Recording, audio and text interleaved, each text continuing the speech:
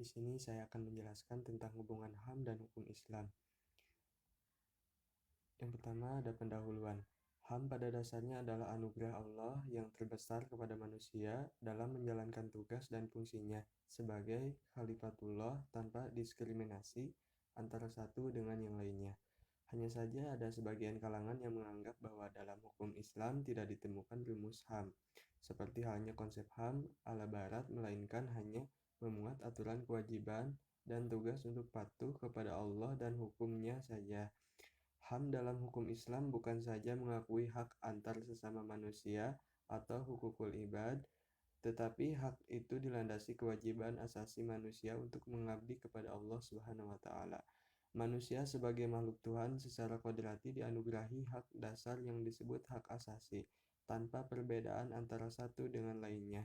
Dengan hak asasi tersebut, manusia dapat mengembangkan diri pribadi, peranan dan sumbangannya bagi kesejahteraan hidup manusia, termasuk di dalam menjelaskan tugas dan fungsinya sebagai khalifah Allah.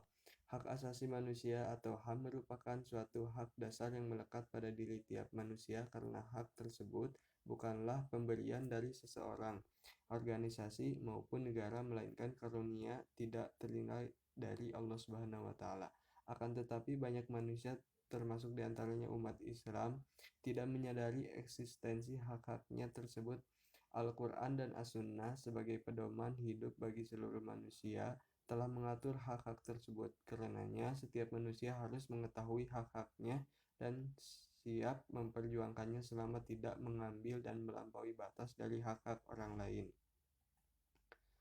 Yang pertama, Islam dan hak asasi manusia.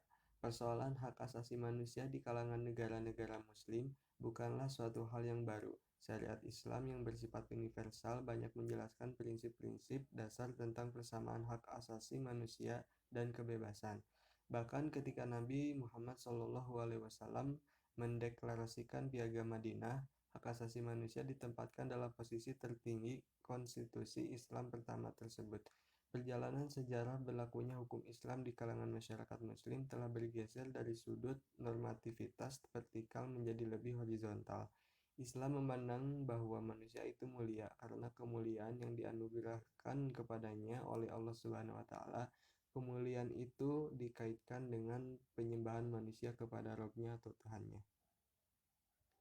Perbedaan-perbedaan yang mendasar antara konsep HAM dalam Islam dan HAM dalam konsep Barat. Yang pertama, HAM dalam Islam bersumber pada ajaran Al-Quran dan Sunnah.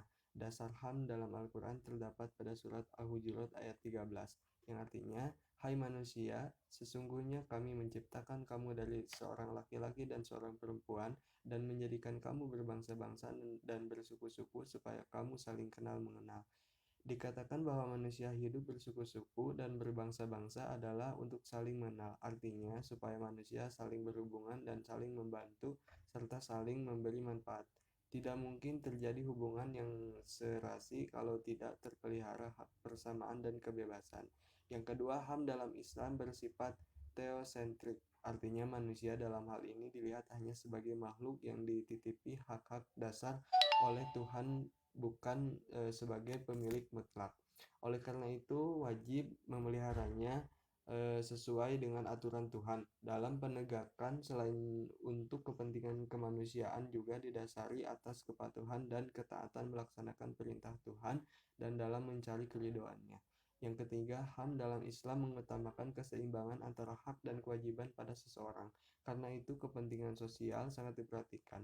Penggunaan hak-hak pribadi di dalam Islam tidak boleh merugikan atau mengabaikan kepentingan orang lain. Apabila seseorang melakukan perbuatan berbagai haknya, tapi perbuatannya merugikan orang lain, maka haknya boleh dibatasi. Sedangkan HAM Barat lebih mengutamakan hak daripada kewajiban. Karena itu, ia lebih terkesan individualistik. Lalu di sini ada HAM UDHR atau Duham Barat. Yang pertama bersumber pada pemikiran filosofis semata, yang kedua bersifat antroposentris, yang ketiga lebih mementingkan hak daripada kewajiban, yang keempat lebih bersifat individualistik, dan yang kelima manusia sebagai pemilik sepenuhnya hak-hak dasar. Sementara dari HAM Islam, yang pertama bersumber pada ajaran Al-Quran dan Sunnah Nabi Muhammad SAW, yang kedua bersifat teosentris, yang ketiga keseimbangan antara hak dan kewajiban, yang keempat kepentingan sosial lebih diutamakan, dan yang kelima manusia sebagai makhluk yang dititipi hak-hak dasar oleh Tuhan, oleh karena itu wajib mensyukuri dan memeliharanya. Lalu poin yang kedua, prinsip-prinsip HAM dalam Piagam Madinah.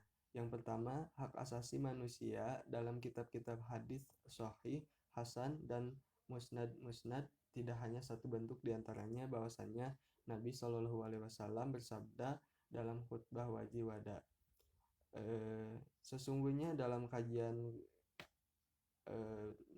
sesungguhnya darah kalian, harta-harta kalian, dan kehormatan-kehormatan kalian itu haram atau mulia dilindungi atas kalian seperti haramnya mulianya dilindunginya.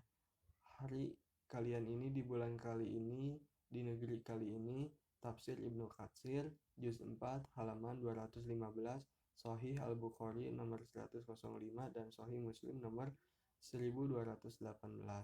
Khutbah wada sampai sekarang dikenal sebagai khutbah perpisahan Nabi Muhammad SAW dengan umatnya di seluruh dunia dengan meneguhkan kesempurnaan risalah Islam yang diajarkannya. Dalam khutbah atau pidato yang bertepatan dengan pelaksanaan wukuf di Arafah pada tanggal 9 Zulhijjah 11 Hijriah tersebut terdapat hal lain yang penting bagi kehidupan umat manusia di muka bumi, yaitu komitmen Islam yang menjunjung nilai-nilai hak asasi manusia.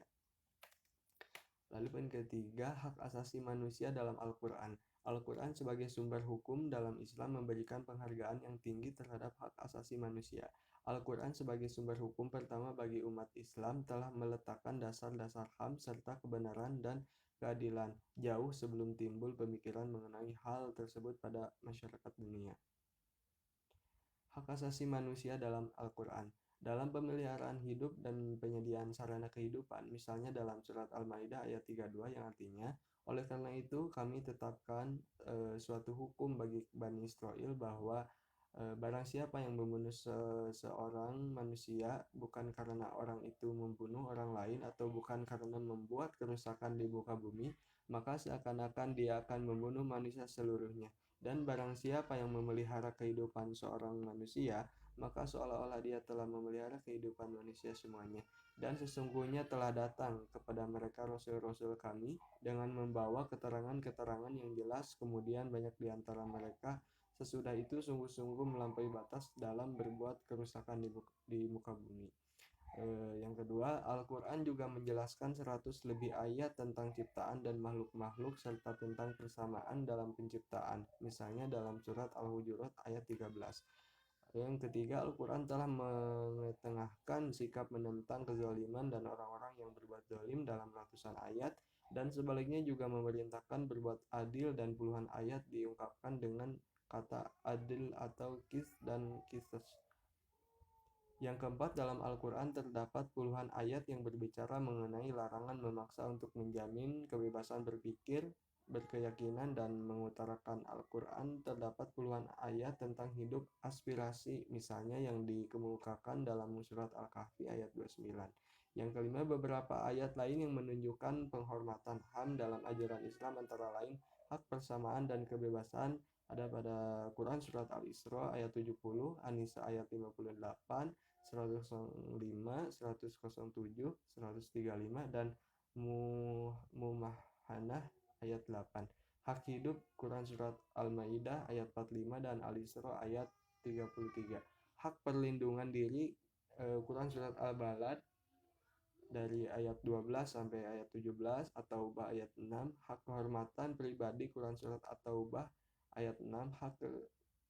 Hak keluarga Quran surat Al-Baqarah ayat 221, Ar-Rum ayat 21, An-Nisa ayat 1, dan At-Tarim ayat 6.